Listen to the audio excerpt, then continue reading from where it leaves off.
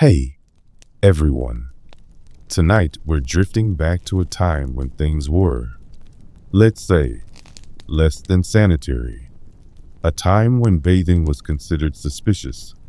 Doctors cheerfully prescribed bloodletting as if it were a spa treatment, and the streets doubled as sewers. Yes, we're going to wander into the Middle Ages, the grand, romanticized medieval period that Hollywood likes to cover in shining armor and noble quests. But don't get too cozy with those images of gallant knights and ladies in silken gowns. The reality of surviving even a single day in medieval Europe was far less glamorous. Think cold, damp rooms, fleas making themselves very comfortable in your bedding, and food that was, at best, slightly moldy, and at worst, actively plotting against you. So dim the lights, let your eyelids grow heavy, and allow me to whisper you gently into the world where surviving sunrise to sunset was something of a miracle. Let's start with the basics. Waking up. If you were a medieval peasant, your bed was likely little more than a sack of straw. The word mattress, in its early form, literally meant a bag of stuffing. And if you were lucky, that stuffing wasn't already home to a thriving population of lice. Spoiler, it usually was. Nobles had fancier options, like feather beds, though even those were basically pest hotels with a better lobby. Your blanket? Rough wool, scratchy, smelly, and never quite warm enough, because medieval homes were not known for their insulation. Castles looked impressive from the outside, with those thick stone walls and towering battlements, but from the inside, they were basically cold storage units, the kind of place where you'd see your own breath in winter. Imagine waking up in your grand four-poster bed, wrapped in a musty fur blanket, and immediately realizing your teeth are chattering. Congratulations, you're royalty, and you're still miserable. Now, once you've dragged yourself out of bed, it's time to deal with hygiene. This is where things get unpleasant. You see, most people did not bathe daily, or weekly, or for that matter, monthly. Medieval medical wisdom suggested that too much bathing opened your pores and let diseases in, which means people often went months, even years, without a proper bath. Yes, years. There are accounts of noble women who were bathed at birth and again at their weddings, with very little in between. Soap existed, technically. It was made from animal fat and lye, which was as delightful as it sounds. Nobles had access to nicer smelling versions, sometimes scented with herbs or rosewater, but the average peasant might have never touched soap in their entire life.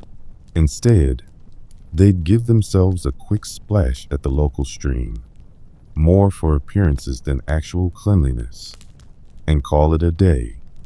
So, if you think your morning shower feels rushed, remember, at least you have one.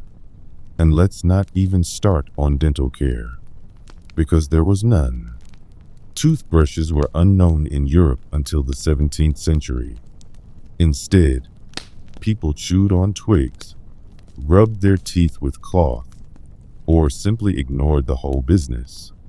Medieval diets were heavy on bread and porridge, both sticky and cavity-friendly.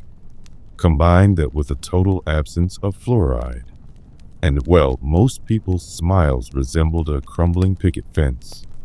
The lucky ones lost their teeth early. The unlucky ones got abscesses, which were both painful and occasionally fatal. Imagine dying because of one particularly grumpy molar. Breakfast, if you were a peasant, was something humble. A hunk of bread, maybe an onion, some thin ale. Yes, beer for breakfast was perfectly normal. It wasn't the fun kind of beer, more like watery porridge in liquid form, but it was safer than water, which was often filled with delightful extras like sewage, parasites, and dead rats. If you were wealthy, breakfast might include cheese, meat, or a fried egg or two. But even the finest kitchens weren't immune to food poisoning. Preservation methods were limited. Meat spoiled quickly, and spices, when used, were less about flavor and more about hiding the fact that what you were eating had been dead for a suspiciously long time.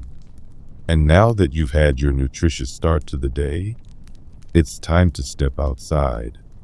Congratulations, you're immediately in danger. The streets of a medieval town were, how shall I put it, unpleasant rivers of filth. Chamber pots were emptied out of windows, usually with no warning except for someone shouting "Godaloo," which is a medieval way of saying duck, sewage incoming. Open gutters ran down the center of the street, carrying away human waste, animal waste, rotting food, and, occasionally, whole dead animals. The smell alone could knock you unconscious, though the smell was probably the least of your problems. Rats loved it, of course. Fleas loved the rats. And soon, the fleas would introduce themselves to you personally, carrying gifts like the Black Death. You've probably heard of it, that charming plague that wiped out half of Europe in the 14th century. But smaller outbreaks happened constantly.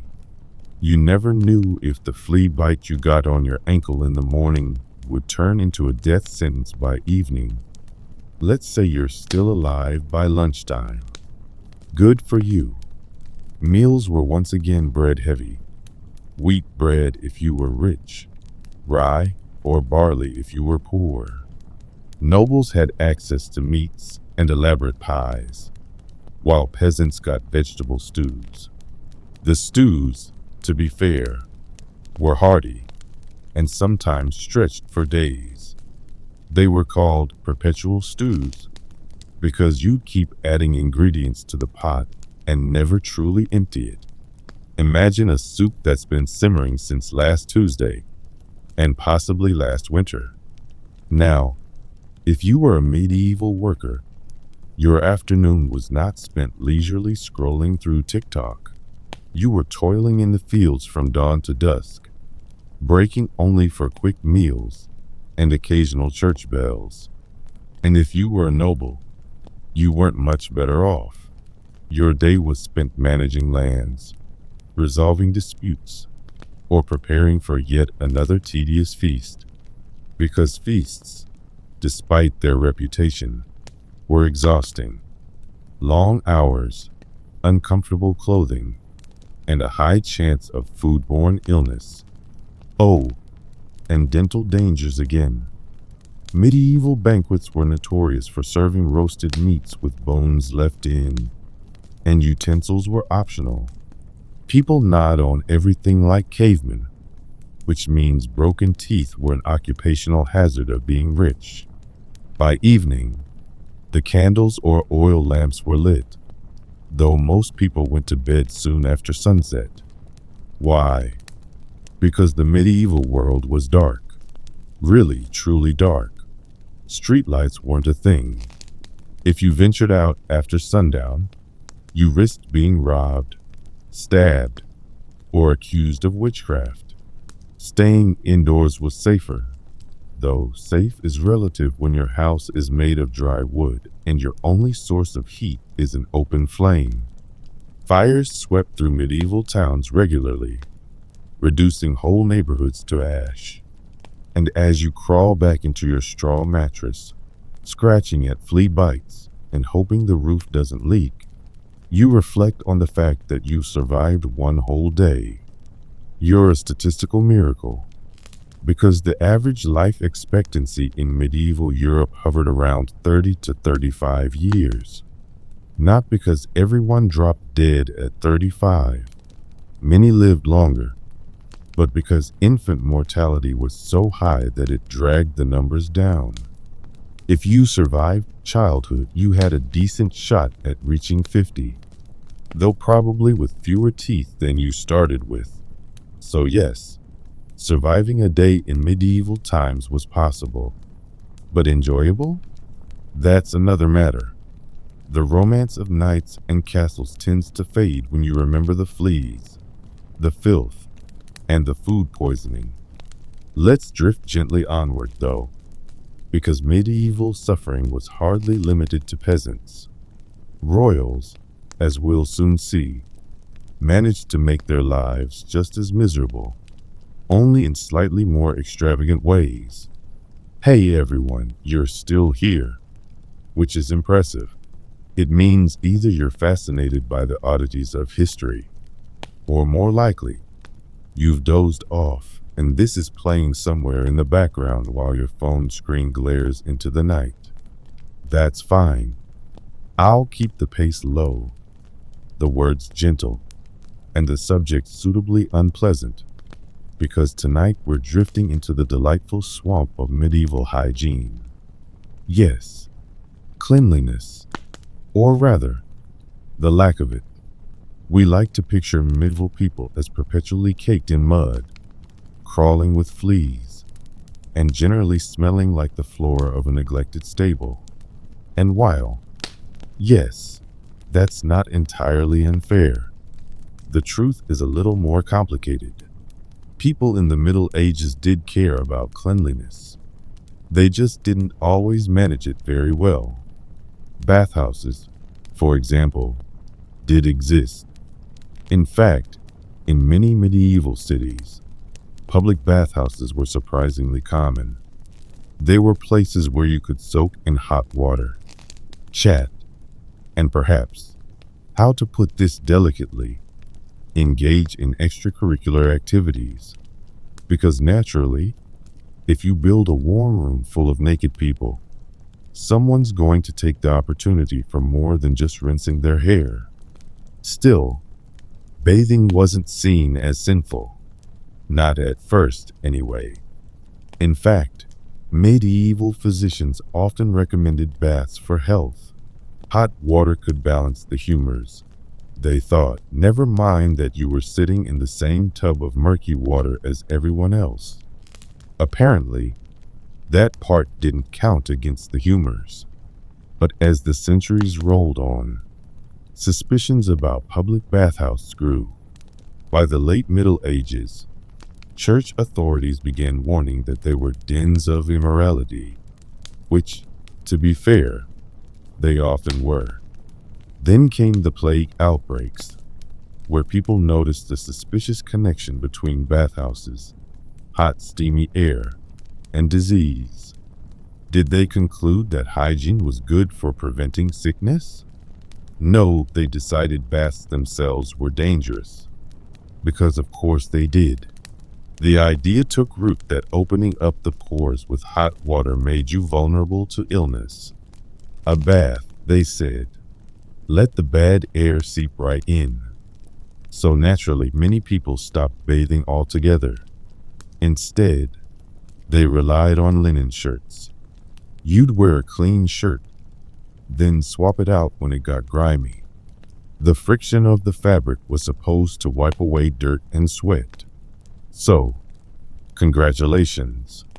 Your laundry was now your soap. Speaking of laundry, this was another mixed bag. Wealthy households had laundresses who spent endless hours scrubbing linen by rivers and wells.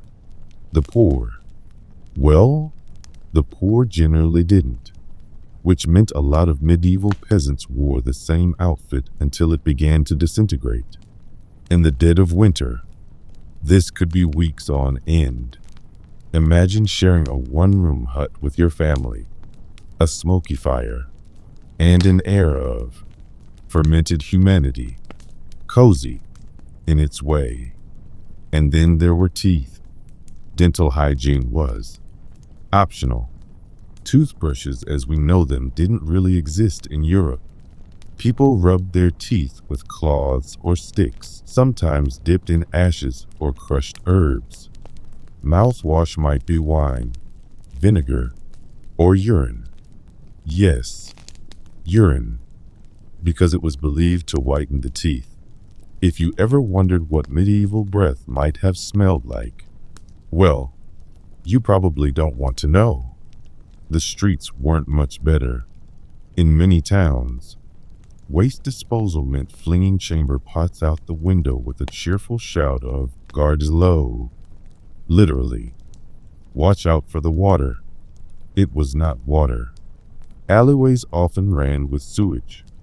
The more polite cities had designated dump zones, but enforcement was spotty at best.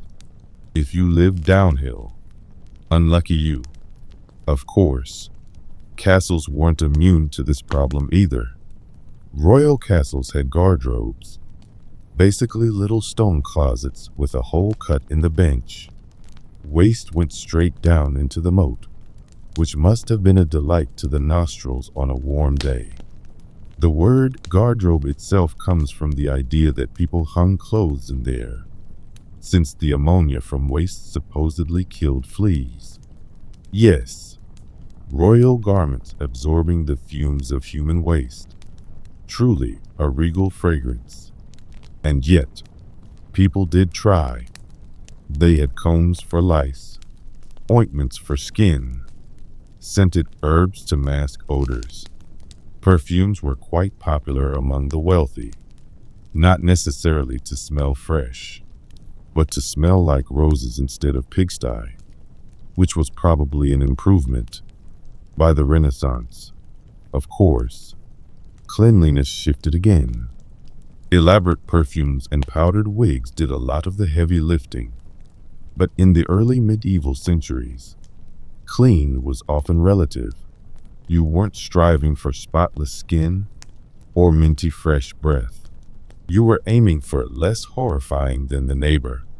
And often, that was good enough. So yes, medieval hygiene was complicated. Not quite the mud-kicked savages of popular imagination, but also not exactly sparkling clean. More a spectrum of odor. And with that cheery thought, let's drift onward to our next medieval struggle. Because if hygiene was a trial, daily food was hardly better. Welcome back. Or maybe you never left, and this is still murmuring in the background while you melt into your pillow. Either way, here we are again, poking at the strange, steaming plate that was medieval cuisine. Now, if you picture medieval food, maybe you imagine giant roasted pigs, overflowing goblets of wine, and feasts that lasted 3 days. That did happen, occasionally, but for most people, medieval meals were far less glamorous. In fact, for the average peasant, dinner was bread, and then more bread, maybe a little porridge, then some bread to finish it off. Bread was the backbone of medieval diets. White bread, if you were rich. Dense, dark, gritty bread if you were poor. Poorer breads often contained rye, barley, oats, and sometimes a little something extra, like ground up beans, peas, acorns, or, if the harvest was bad, just about anything they could mash into flour, even sawdust in desperate times. Yes, sawdust bread, bon appetit. And then there was pottage, the medieval version of soup. Basically, you tossed whatever you had into a pot, boiled it for hours, and hoped it turned into something edible. A pottage might include beans, onions, leeks, carrots, maybe a sliver of meat if you were lucky. Think of it as a bottomless stew that never really ended. You just kept adding new ingredients as you went. Yesterday's cabbage, today's turnip, tomorrow's unfortunate chicken. a bubbling cauldron of culinary surprises. Of course, meat was eaten, but mostly by the wealthy. Lords and nobles had gained from the hunt: venison, boar, swan, even peacock. And yes, sometimes they served the peacock with its feathers reattached for decoration, as if to remind guests, look what we just killed and flambéed. It was less about taste, more about showing off. But here's the twist. Medieval people loved spices: pepper, cinnamon, cloves, nutmeg, all imported at enormous cost from the East. A pinch of pepper could cost more than a day's wages. So when a nobleman dumped half a jar of cinnamon on his pork, it wasn't because it tasted good. It was because it said, I am rich, and I want you to know it. Subtlety was not the goal. Meanwhile, the peasants ate salted fish, lots of salted fish, because fresh meat spoiled fast, and refrigeration hadn't been invented yet. Salt was the great preservative, though it often left food tasting like, well, salt. A diet of dried herring and rye bread was common in Northern Europe, and on religious fast days, of which there were many, meat was forbidden, which meant even more fish. By Lent, entire villages probably smelled like a half-empty fish barrel. Drinks were a whole other story. Water wasn't always safe to drink, so people often turned to ale. Weak ale, to be precise. It had low alcohol content, but was safer than stagnant pond water. Children drank it too. Imagine your 5-year-old sipping their morning pint of beer before school. Different times. For the upper classes, wine was the drink of choice, though medieval wine wasn't exactly the rich, complex stuff we know today. It was often sour, so people spiced it, sweetened it, or watered it down. A fancy dinner might include something like hippocross, wine mixed with sugar and spices. Think medieval sangria, without the fruit, and possibly with a hint of mold. Dining etiquette was its own strange ritual. Forget forks.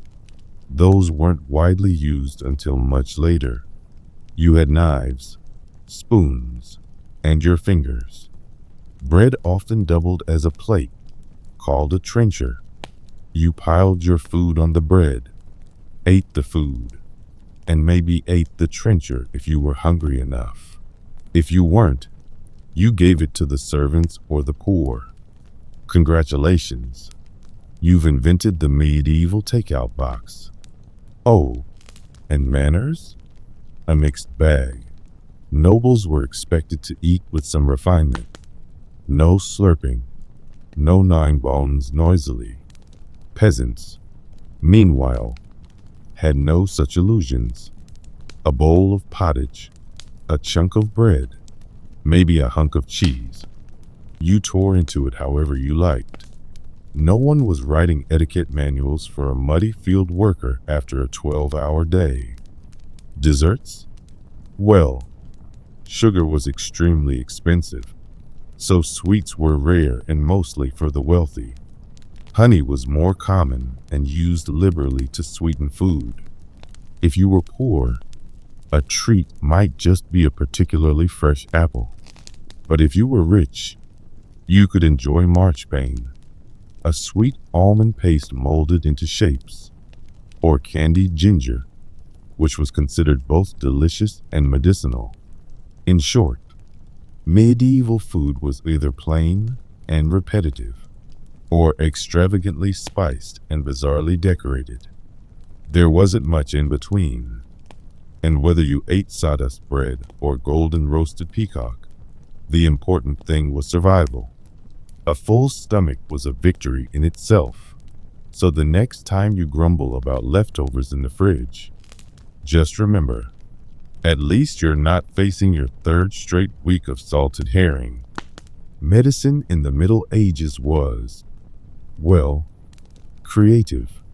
People didn't exactly have microscopes, or germ theory, or even a basic understanding of how the human body worked. Instead, they had herbs, prayers, leeches, and a lot of guesswork. At the core of medieval medicine was the theory of the four humors. According to this idea, your body was governed by four fluids: blood, phlegm, black bile, and yellow bile. If these were balanced, you were healthy. If not, you were sick.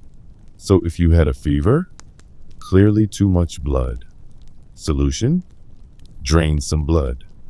With leeches, or with a knife, because nothing says healing quite like being deliberately stabbed. And people loved leeches. Leeches for headaches, leeches for fevers, leeches for indigestion. It was basically the medieval version of just take some ibuprofen, only slimier. Herbal remedies were also everywhere. Sage for memory, rosemary for stomach aches, garlic for protection against evil spirits. Yes, evil spirits. Because illness wasn't just physical, it could be spiritual. If you were sick, maybe God was punishing you, or maybe the devil had his claws in you. The cure? Pilgrimages, prayers, holy relics, or swallowing a bit of powdered saint's bone. Tasty. Some treatments sound harmless, even pleasant. Chamomile tea for relaxation, lavender for sleep, honey for wounds. It actually has antibacterial properties, so that one kind of worked. But then there were the less pleasant cures. For example, if you had epilepsy, one cure involved drinking the blood of a freshly executed criminal. That's right, straight from the scaffold. For toothaches, a common remedy was to burn a candle close to the aching tooth, hoping the tooth worm would crawl out. Yes, people genuinely believed cavities were caused by worms burrowing inside your teeth. Plague doctors are another infamous image. Beaked masks stuffed with herbs, leather cloaks, long sticks to poke patients from a safe distance. The beak was supposed to filter miasma, bad air that caused disease. In reality, it didn't work, but it made the doctors look like giant, terrifying birds of doom. Comforting, right? And then there were the charms and superstitions. Wear a ruby to stop bleeding. Tie a toad around your neck to cure gout. Carry dried weasel parts in your pocket to protect against plague. If you think that sounds absurd, just remember, people were desperate. When 1/3 of Europe was dying from the Black Death, you try anything, even a pocket weasel. Surgery existed, but you didn't want to be the patient. No anesthesia, no sterilization, just a saw, some strong assistance to hold you down, and maybe a splash of wine to dull the pain. Broken bone? Amputation. Headache? Drill a hole in your skull, called trepanning, to let the bad spirits out. That's one way to get rid of a migraine. Yet it wasn't all nonsense. Medieval Islamic physicians like Avicenna wrote medical encyclopedias that were surprisingly advanced. Hospitals existed, often run by monasteries, offering care to the sick, and some remedies, like herbal poultices, honey, and even certain diets, did help. But these small successes were buried beneath mountains of quackery. In short, medieval medicine was equal parts herbs, hope, superstition, and suffering. You might walk away cured, Or you might walk away with fewer limbs than you started with. So next time you pop a Tylenol, whisper a thank you to modern science. Because at least you're not being prescribed powdered emerald mixed with vinegar for your stomach ache. Hey everyone, welcome back. If you're still awake by this point, congratulations. You have outlasted several medieval kings who would have fainted at the idea of paying attention for this long. And if you're drifting, that's fine too. Tonight we keep wandering through the dimly lit halls of Europe's palaces, where the chandeliers sparkled, but the gene pool was more of a puddle. Because of course it was. By now we've seen a few familiar names. Charles II of Spain with his jaw that doubled as a balcony. Joanna the Mad whose marriage was as lively as a tax office. And assorted cousins who really should have just taken up knitting instead of nation building. But the story doesn't stop there. No, dynasties are persistent. If there was a bad genetic idea in the 1400s, it usually resurfaced in the 1500s, and sometimes again in the 1600s, like an uninvited dinner guest who just keeps knocking. So let's settle in. Another hour of dim history, where everyone is related to everyone else, and no one looks particularly thrilled about it. The Habsburgs, the never-ending experiment. We can't move forward without circling back to the Habsburgs. They were the masters of this art, the Picassos of inbreeding, if Picasso had worked with marriage contracts instead of paint. Their motto could have been, why go shopping for spouses when you can just look across the family table? Take Philip II of Spain, for instance. He was the kind of king who liked to collect wives the way modern people collect coffee mugs from airports. 4 marriages, 2 of them to close relatives. One of those wives was his own niece, because of course she was. And Philip wasn't alone in this. The family kept arranging unions like they were pulling names out of a hat that only had 3 names in it. Brothers married nieces. Uncles married cousins.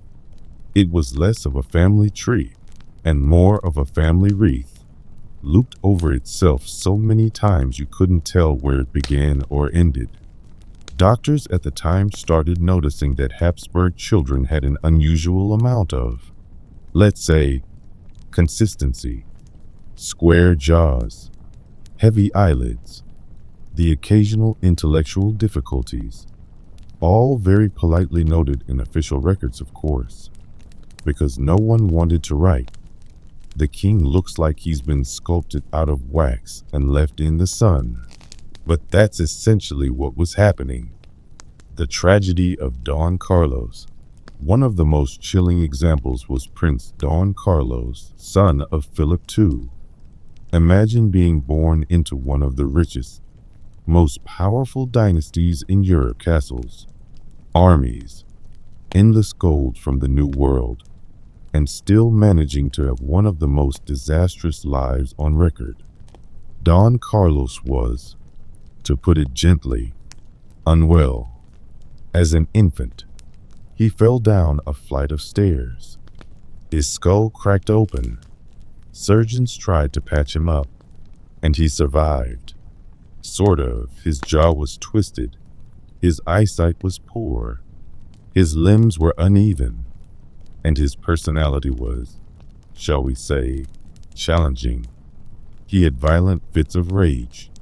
He once tried to burn alive a servant just for adjusting his bedding without permission. Another time he attempted to drown a stable boy. His tutors were terrified of him, which didn't help his education. And whenever he needed surgery for his endless medical problems, he insisted on choosing the instruments himself, like some kind of medieval horror-themed shopping trip. But of course, Don Carlos was still heir to the Spanish throne. That's how dynasties worked. You could be the human equivalent of a broken chandelier, but as long as you had the right bloodline, You were next in line. Eventually, his own father Philip locked him away in a palace chamber, essentially under house arrest. There he slowly wasted away, surrounded by gold and luxury, but deprived of food, freedom, and apparently sanity. He died at 23, having accomplished nothing but frightening everyone around him. His story was later turned into operas and plays, usually dramatized into some tragic romance. The reality was less romantic and more unsettling. Don Carlos was not a hero. He was a warning label. The French Bourbons. Same problem. New country. If you thought the Habsburgs were alone in this, you'd be mistaken. France had its own issues. The Bourbon dynasty liked to marry into the same circle of aristocracy, ensuring that the family jewels were often shinier than the family DNA. Louis XIV, the Sun King, managed to appear radiant and golden in public, but his descendants? Not so much. Marriages between cousins were common, and while France had more options than Spain thanks to a wider noble pool, the temptation to keep it in the family was too strong. By the 18th century, French physicians were noticing the same things Spanish ones had: heirs who were fragile, sickly, or emotionally unstable. Infant mortality rates skyrocketed among royal children, which was impressive considering the best doctors and resources were supposedly at their disposal. Louis XVI and Marie Antoinette, perhaps the most famous royal couple in history, faced their own struggles. Their marriage was delayed for years because Louis had a physical condition that made consummation difficult. Doctors were brought in, rumors spread across Europe, and pamphlets mocked the king for his inability to do what farmers managed daily in barns. Eventually, after a minor surgery and years of awkward waiting, heirs arrived, but the strain on the monarchy was already visible. Back to Spain, Charles II again, and then we circle, inevitably, back to poor Charles II of Spain. You know, the man so inbred he became a one-man medical textbook. His reign was essentially the closing chapter of this entire genetic saga. His jaw was so misshapen he couldn't chew properly. He had trouble speaking. His tongue was too large for his mouth. He struggled with learning, likely had epilepsy, and lived in constant illness. Court physicians tried everything: potions, pilgrimages, endless prayers. Nothing helped. He could barely walk unaided. His marriages, yes, plural, never produced children. And when he died in 1700 at the age of 38, the Spanish branch of the Habsburg dynasty essentially collapsed with him. The irony was that Charles himself apparently believed he was bewitched. And honestly, given the situation, you can't blame him. But the real witchcraft was simply centuries of marrying your cousin because treaties said so. Austria keeps the tradition alive. Meanwhile, the Austrian Habsburgs carried on with similar patterns. Empress Maria Theresa, a formidable ruler in the 18th century, had 16 children. She did try to broaden the pool a little, marrying her daughters off into other dynasties. One of them was, of course, Marie Antoinette. But even here, the shadow of the family jaw lingered. Some of her other children had health problems, and the famous Habsburg chin appeared like an unwanted guest in portrait after portrait. So why did they keep doing this? It's the question that hovers over all of this. Why keep marrying cousins, nieces, and uncles when the results were so obvious? The answer, of course, was power. Dynasties weren't thinking about genetics.